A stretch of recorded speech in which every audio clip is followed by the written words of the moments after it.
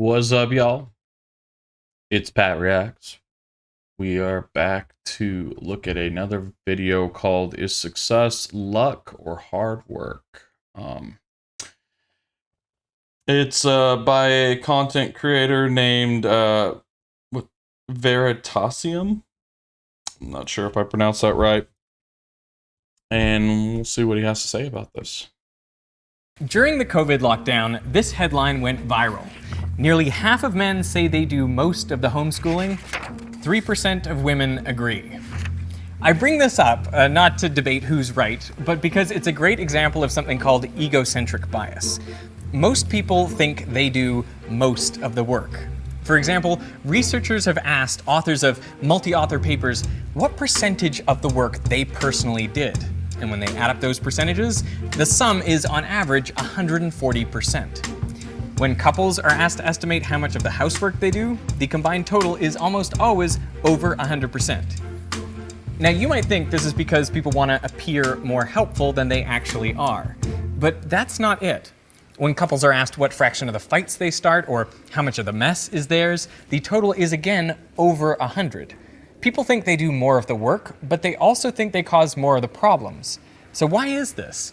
I think it's simply because you experience and remember vividly all of what you do, but not all of what everyone else does. So naturally, you overestimate your own contributions and underestimate others. I would agree with that. It's interesting to hear this.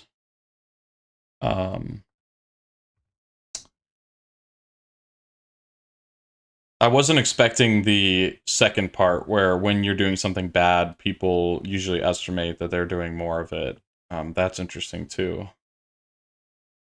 But we're going to keep going and see where this goes. And I think this bias leads us to underestimate the influence of other things on our lives, like the role luck plays in our success. Take hockey players, for example. If you ask a professional hockey player how they managed to reach the NHL, they might mention their hard work, determination, great coaches, their parents' willingness to get up at 5 a.m. and so on, but they probably won't acknowledge how lucky they were to be born in January. And yet, in many years, 40% of hockey players selected into top-tier leagues are born in the first quarter of the year, compared to just 10% in the fourth quarter. An early birthday can make you up to 4 times as likely to be a pro hockey player. And the reason for this disparity is presumably because the cutoff date for kids' hockey leagues is January 1st. Those born in the first part of the year are a little older and so on average bigger and faster than kids in their league born late in the year. Now as they grow up, this difference should eventually shrink to nothing, but it doesn't. Because the young kids who show the most promise are given more time on the ice and enter more tournaments where they receive better coaching and improve their skills. And these advantages compound year after year, so by the time you get to the pros, birthdays are heavily skewed towards the start of the year. But does any professional hockey player feel thankful for their birthday? Probably not. And we are all like that, largely oblivious to the fortunate events that support our success. That is so interesting. What a weird statistic to like even look into. How when you are born affects how successful or not you are. That's weird that there is even like a correlation to it. Yeah, kind of shocking. I honestly did not expect him to go the way he did.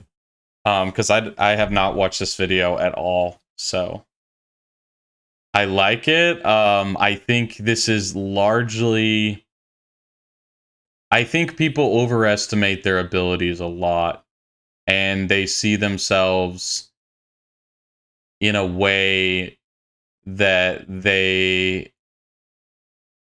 well, depending on their birth, they're going to see themselves in a certain light. And it's honestly funny to see like the idea that like people overcompensate and say that they do more. And in reality, like I find that to be really true. And it's something that I try not to always say or do or act like I'm the one that's just doing everything. Because largely I can kind of tell that I have like a bias and that, I may or may not be doing as much as I think I am, etc. So, in workplaces, it's always funny because bosses always think that they just do everything, absolutely everything. And then many times that's not even the case, and they definitely don't work as hard as they think they do either. And that's one of the biggest complaints that like lesser employees have with bosses, is that they never do anything, or they do a lot less than they do. But on the flip side, there's a lot of things that you don't see a boss do that they do that helps the whole entire enterprise be successful. And I've noticed that a lot of coworkers, etc., having been on both sides of it, will kind of like throw the other side under the bus. And in reality, it's something that if they weren't capable of doing the job, why are they there? They obviously have some semblance of like success and get it done. So I feel like if people were just a little bit more, or a little bit less critical of everybody, and a little bit more, looking at themselves and also looking at other people and realizing that there's a lot of factors that go into what's going on, people would probably be better off in general. Success. Probably the most significant bit of luck many of us enjoy is being born into a prosperous country. Around half the variance in income received by people around the world is explained by their country of residence. Dude, people hate that when I bring that up. I'm like, like I've had people in the past complaining about how tough things are, or even myself, and then I'm like, but in reality, I'm blessed to have been born in the country that I am. I'm blessed to be born to the parents I am, to be who I am today. Am I the most successful person that's ever lived on this planet? Absolutely not. But there are certainly many things that, I got extremely lucky with being born and growing up in. And you can't say that for everybody. And it's not a cop-out to try and belittle somebody's experiences and tell them that life isn't hard, but it also is. There is a harsh reality that, sometimes your perception is not based in a reality. And when you see the bigger picture and start to see how the rest of the world is, how things outside of your small little environment are, it's a little bit more humbling, and usually broadens people's ideas to say, hey, maybe what I'm saying is like the most important thing in the world really isn't as important as I thought it was, And that country's income distribution. If you were born in Burundi, for example, which has the world's lowest gross national income per capita of just $730 a year, it doesn't matter how smart or hardworking you are, you're unlikely to earn much as an adult. Now, many people get offended if you point out how big a role chance plays in their success. And I get it. If we are just a product of our circumstances, then our hard work and our talent seem to count for nothing. People think it has to be either skill or luck that explains success. But the truth is, you need both. Yep. Take these 8 track and field world records. All the athletes who achieved these records are obviously world-class, extremely dedicated and talented, and yet when they achieved their world records, 7 out of 8 had a tailwind. Now these athletes all had the ability to win a gold medal, but to set the world record required a bit of luck as well. The importance of luck increases the greater the number of applicants applying for just a few spaces. Consider the most recent class of NASA astronauts. From over 18,300 applicants in 2017, only 11 were selected and went on to graduate from the astronaut training program. Now we can make a toy model of the selection process. Let's assume that astronauts are selected mostly based on skill, experience, and hard work, but also, say, 5% as a result of luck, fortunate circumstances. For each applicant, I randomly generated a skill score out of 100, and I also randomly generated a luck score out of 100. Then I added those numbers together, weighted in the 95-5 ratio to get an overall score.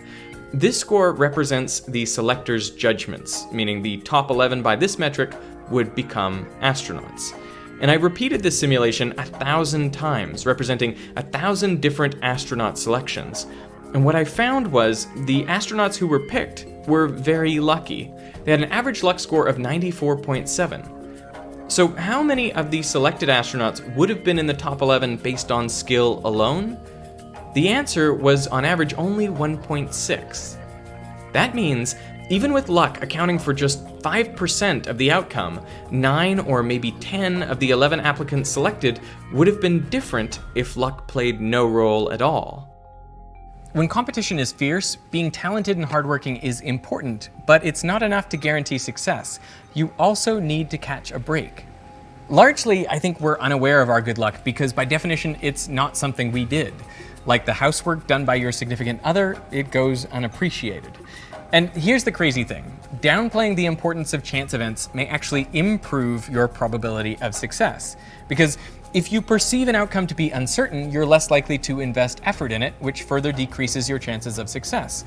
So it's a useful delusion to believe you are in full control of your destiny. I mean, if I had known how... Yep. It's like sometimes you can't handle the truth, right? I think it's people believe a lot of the things they believe simply because like they would rather not confront the ugly truth in saying that, I did get, there's all these things that fell in line to bring me to where I am today, and most of it is out of your control. And I think if you're being reasonable and you really think about your life, the vast majority of what happens to you in your life is mostly out of your control. There's only a couple things that you really get to pick. And even then, you might get a solitary pick. Like, say you're picking a mate. You're picking your wife or husband. You pick the person, and you don't have any real 100% control with who they become, how they act afterwards. There are many things that you can do to change that and factor that, but there's always a little bit of like chance with who you choose to be with, etc. And that can be, what jobs you take. You happen to be in the right place at the right time. It's just true. Like there always is a little bit of chance and luck um with who you are and how you succeed in life. I do think that there are many things that you can do to increase the probability of you succeeding, but there are also things that are completely out of your control. Like look at an athlete like Derrick Rose, extremely talented and yet just injured constantly. How unlucky. How lucky to have made it all the way to the NBA when it's like, I think, what, 2.5% of all collegiate athletes even make it to their like professional respective sports or whatever it is. It's pretty abysmal. So to even make it to that point is, insanely lucky. And then to deal with injuries is insanely unlucky. And I don't believe that it's just simply based off of,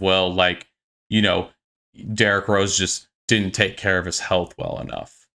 There's so much more that factors into it than that. A lot of it is like just, winning that genetic lottery that you just happen not to, your body's just a little bit tougher. You don't get hurt as easily, I have friends that, man, when I played basketball in high school, they twisted their ankles. I had a friend that broke his leg twice during his basketball career. One time he accidentally slipped in a puddle while running at camp during the summer and completely sheared his leg in half. And was just this phenomenally, extremely talented basketball player for the amount of time and practice and for his body size, etc. But he just always had these nagging injuries that kept him back. And he was kind of unlucky, while as a person like me, I wasn't as naturally gifted or talented as him, but I also, for whatever reason, only like twisted my ankle like twice, jammed a couple fingers the entire time I played, you know, and I was rough and tough. I played big man. I got pushed around a lot, fell on the ground a lot, you know, stepped on people's feet a lot, all sorts of stuff, and somehow just never had any massive injuries happen to me. I still haven't broken a bone to this day. You could say that is kind of lucky, you know. Um, so it's just interesting. I do think it plays a role, but people don't like to accept that because, like he's saying, it like they feel like it somehow takes away from what they've done. And it's like, you know, the harsh reality of life is that there are many things that are completely unfair that happen every single day, every waking moment that you have no control over, and it'll overwhelm you if you just think about that. So people try and just like focus in on their small little reality and say, you know, it's all because I did this and I did that. I mean, I feel like a lot of people that become really narcissistic, that's how they view life, is that, you know, everything I did is just because of me. And it fits their narrative, and so they believe it. And they do, and they're successful because they believe that everything is within their control, and they're successful because of, like, literally just because they worked, they're harder, they do more than everybody else. And it's like, you know, not true. There's many people that have tried so very, very hard and still failed because a lot of it is out of your power. Bad I was when I started YouTube, or how much work it would take, I might have given up right then. Welcome to Veritasium, an online science video blog. Now, there may be another benefit to overlooking your lucky breaks, which is it makes it easier to justify your place in society. If you have a lot of wealth or power, you can just chalk it up to your own intelligence, effort, and perseverance. It makes it easier to accept inequality. In one experiment, participants were put in groups of 3 in small rooms to discuss a complex moral problem. And one person in each group was randomly designated the team leader.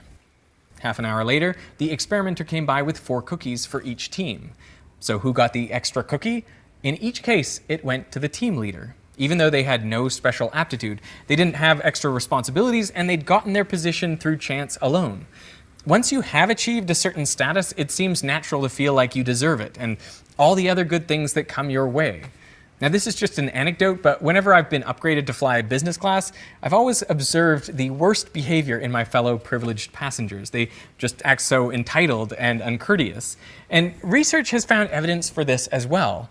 In another experiment, participants were asked to think of a good thing that happened to them recently. And then one group was asked to list their own personal qualities or actions that made that good thing happen. Another group was asked to list external factors beyond their control that led to the event. And a control group was simply asked to list reasons why the good thing happened. Now, for completing this task, participants were told they would be paid $1. But at the end, they were offered the option to donate some or all of the money to a charity. Results showed those who listed their own personal attributes contributed 25% less than those who listed external factors beyond their control. Now, think of what all this means for people in our society, specifically for people in positions of power, like business leaders and politicians. Now, undoubtedly, most of them are Yeah, I was gonna give my little anecdotal truth, but it's interesting. It's one of my biggest complaints with bosses in the workforce is not because they're in charge, not because, you know, they get paid more money, etc. It's that a lot of them like lose their touch on reality and lose their touch with like what their basic worker feels, etc. And they become so like ingrained in that, you know, everything that's ever happened to them and everything that they do, they're just right. Like a great example of this is, you know, I work for a company. I can't tell you who, or I'm not even really going to say what I do, but you know, current bosses have a lot of rules in place. If you forget to do certain things, certain bad things happen to you, right? Like if you don't turn your payroll in on by Monday at 9 in the morning, then they won't pay you until the next week. So you'll still get paid, but it'll be a week behind because you forgot to do it. If it's 9:01 on Monday, you will not get paid that week. You know, you should, or whenever that week comes up, because technically we're paid behind. So in like 3 weeks, when you finally get that paycheck, it just won't be there. It'll be added into the next paycheck after that. But this week, guess what happened? And they're really strict, by the way, of enforcing this. They make you follow it. They say if you're 901, they will not pay you. They make a huge fit. And on Friday, when we all get paid, nothing came through because somebody had made a mistake and the checks didn't clear properly, and so nobody got paid in the entire company. Nobody got paid. And so a lot of people have still not got paid as of today. But they, what did the owners do? The people in charge of, at the end of the day, all this getting done and being done properly. They just had payroll send one email out and say, there was a glitch in the system, and that was it. You will get paid. But then all these people that needed the money today didn't get paid, and they wouldn't do anything for them. And they made the managers deal with all the fires. So instead of the owners saying, hey, this is what happened, we're sorry, this is what we could do for you to help you out because you needed the money today, etc., whatever's going on, everybody's in their own different financial circumstances. They just were like, managers, deal with it. And people were blaming my manager for not getting paid when it had nothing to do with him, and it was like, where's the accountability now? We don't turn it in a minute late, it's a big deal. Nobody, you don't get paid, but then when you don't pay us, it's not a big deal. And we're sorry, but we can't do anything special. There's no special considerations. You'll get paid when you get paid. And it's very hypocritical, to see that. And it's shocking how much that happens and how little empathy and respect people in charge have for the many people that go to work every day to make their company as successful as it is. And there is truth to that being said, that they, started it from the ground, and they do have a huge place in that company and making it successful. But it's also like, remember where you came from, and remember that, there was a time in your life where maybe you were paycheck to paycheck. And, what would you have appreciated as a boss, as a person that had a boss with what they did, like I've had previous companies that screwed up, didn't pay somebody, and they literally like wrote them a check and was like, as soon as you get paid, just pay us back. No joke. $1 billion company did it multiple times, like during COVID and stuff like that. So if they could do it, our company could have done something like that to help some of these guys out that have just started and, have already like taken a pay cut to begin working in a new field or whatever. And they don't pay them great when they first start anyways. It's definitely, I struggled so hard with this job when I first started. So I know how much they're struggling. And it's just so interesting to see the callousness and the lack of respect they have for the workers. But I think, at the end of the day, it might not even be that. It's just they simply are so delusional that to them, they're just like, oh, it was a mistake, but it's not that big of a deal. People will get paid. And so they just look past it and move on with their life, and it's not a big deal to them. And they only see it through their lens and their perspective instead of seeing it through the bigger picture and how would it feel if you were at the bottom and and were getting paid $400 a week and then didn't get that measly $400, hurt pretty bad. That's a lot of money that you might have needed to feed yourself or pay for gas right now or whatever. So very interesting. Talented and hardworking, but they have also been luckier than most. And like most of us, they don't realize just how lucky they are. And this gives them a distorted view of reality.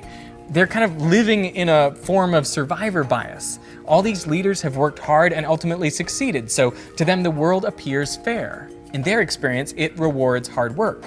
But what they don't have is the experience of all the people who have worked hard and failed. So what are they to make of people less successful than themselves? Well, the natural conclusion is that they must just be less talented or less hardworking.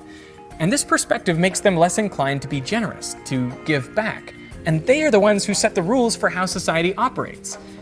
And this is particularly unfortunate since one of the main ways many of us are lucky is in our country of residence. But what is a country except for the things put there by people who came before? The roads and the schools, public transport, emergency services, clean air and water, everything like that.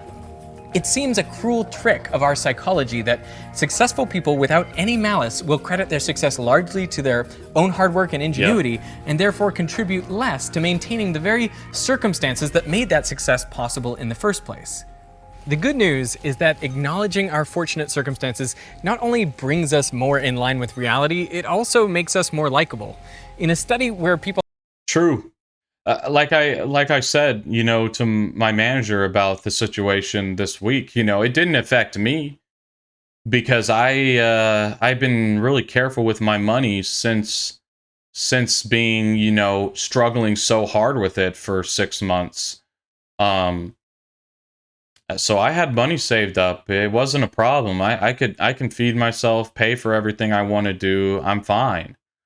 I said, but where is the apology? Where is the ownership from the leadership saying we screwed up? We're sorry. These are the things we could do to alleviate the problem and fix it for you in case you don't get paid tomorrow.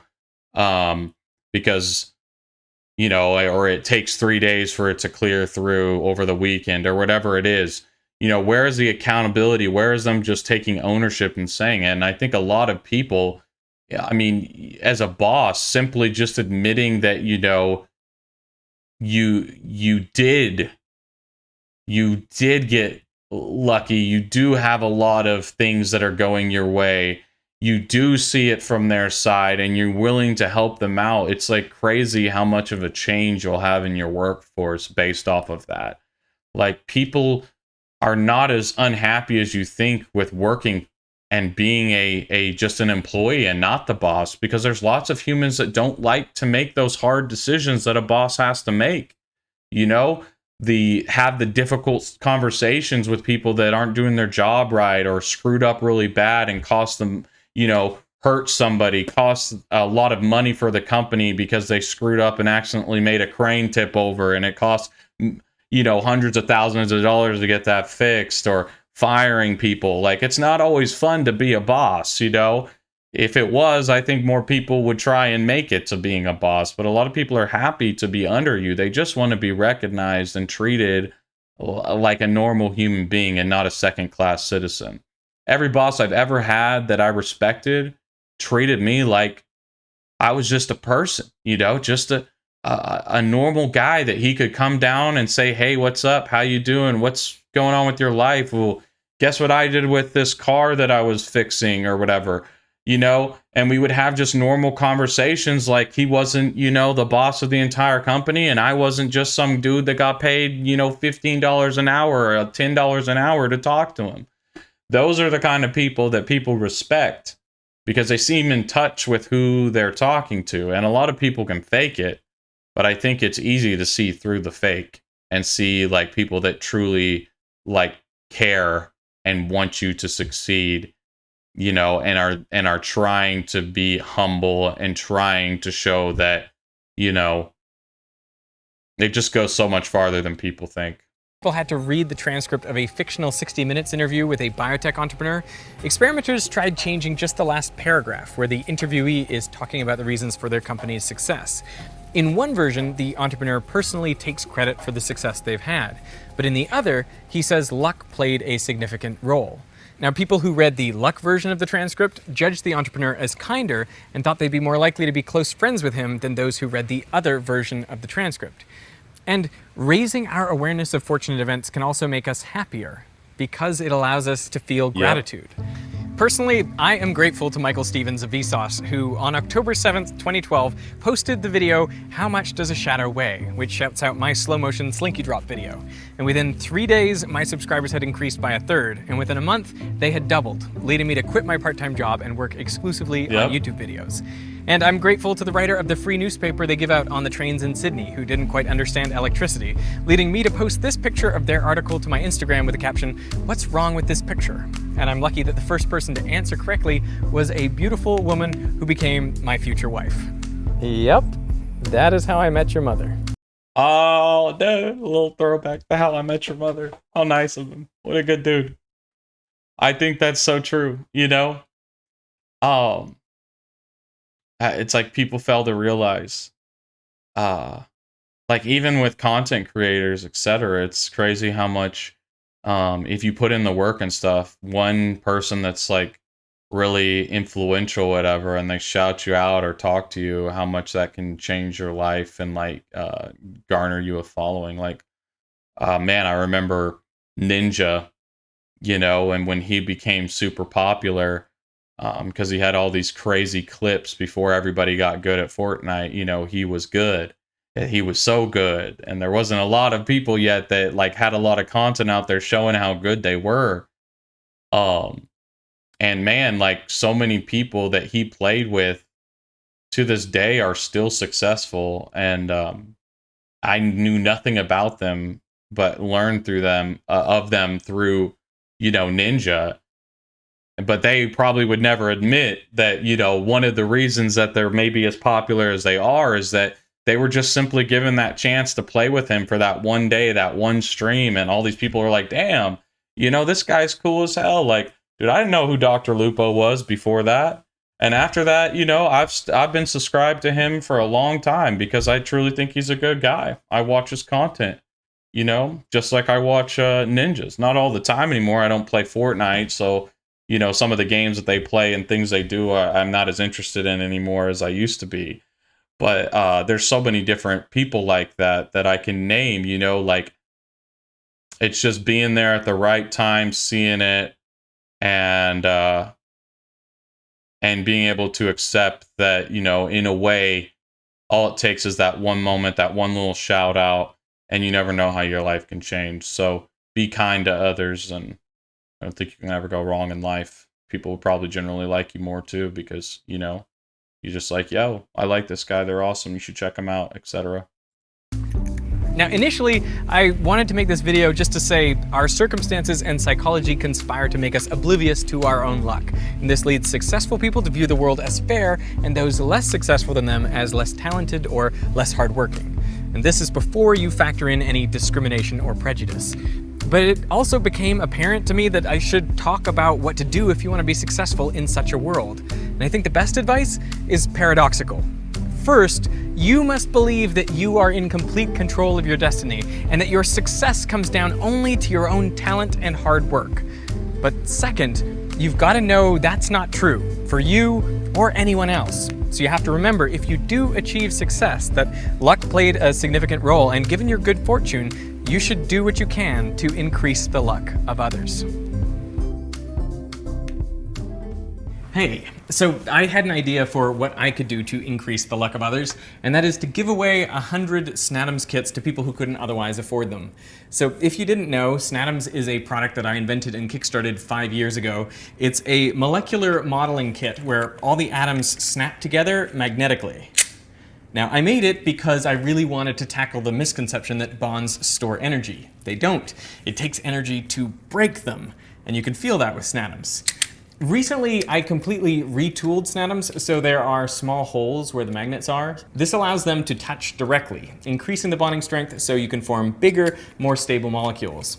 I call these Snadams X, and yes, they are backwards compatible with original Snadams. So that's actually pretty cool. I guess I should continue to allow him to shout this out, but I do think, you know, doing things for other people, giving them a chance, etc. You know, it's not that harmful to do it.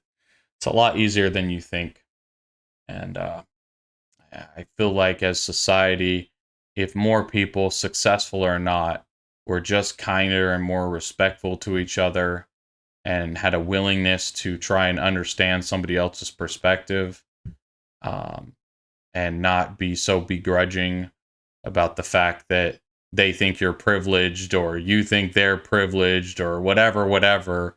You know, we could go on and on dropping all these words. The world would be a better place, man. Just, you know, try and be nice to people. Like, I remember when I was in high school and I went to this little, like, we would go every Monday to this school, and I would hang out with all these people, and we had like a lunch table, you know, and I would let anybody sit down. And I'd be like, you know, it didn't matter what they looked like, how goofy, nerdy they are. I would go and, you know, try and get people to come and hang out with me. And, you know, I'm sure many people were like afraid of that. But it's like just doing things like that, you know, just don't be an a-hole, man. Like I think that happens a lot in high school where people get so cliquish and rude to anybody that's not part of their like in group and didn't wear the right clothes today, you know, comes from a poor family.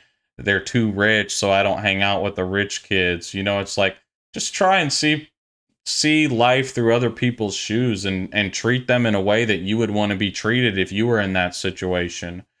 And I think a lot of good can be spread by just simply doing that. You know, I know it's basically what I'm saying is the golden rule: do unto others as you would have them do to you. So, you know, I hope that if I ever become successful, I will follow that mantra. And I hope that people that are already successful or working towards it will follow that mantra too. And, you know, the world can be a better place. It's up to you to treat people in a way that could foster goodwill and make them feel, you know, accomplished and better and successful and happy with where they're at. You know, giving people encouragement when they're down, helping people out in some way, shape, or form when they need it. It's not that hard. You know, don't live your whole life just being a selfish, stubborn, I'm better than everybody else perspective. It's like you'll never. I don't think you can ever truly be happy living like that, anyways. But I'm rambling now. Peace out. Appreciate you watching the video. Thank you, Veritasium, for making this. It was interesting.